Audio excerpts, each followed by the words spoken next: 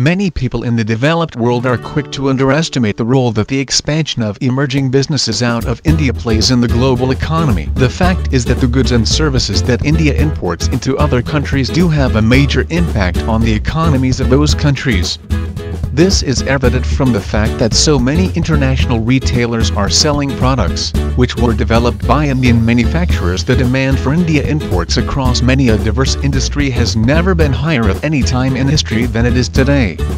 In fact, many of the common household products that we take for granted were actually manufactured in India, and brought into those countries as India imports. In fact, you may be surprised at the sheer volume and diversity of commodities that India exports from its shores and that arrives as India imports all over the world. Some examples of the largest India imports to the USA in terms of wholesale volume include textiles, fabrics, produce, commodities, raw materials, and many more. Despite the cultural differences between India and other countries, India has managed to establish extremely profitable relationships with its trading partners. Indeed, India is a formidable competitor in the global marketplace against imports from other distributors or other importers in the world. India has no shortage of customers and even has exclusive contracts with many retailers worldwide. India is in a unique position, as it is one of the preferred countries for outsourcing labor, such as the manufacturing industry, IT, services and many other types of products.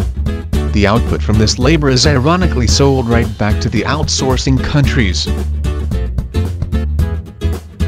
For example, an American clothing company outsources the sewing and tailoring of shirts and pants in workshops in India. The clothes are produced and packed there, and then transported back to the USA through a freight forwarder, where they are then sold to the domestic American market.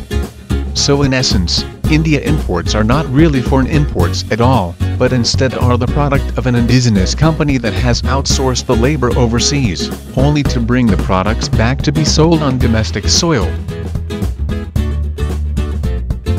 In theory, goods are not the only things that India imports into other countries.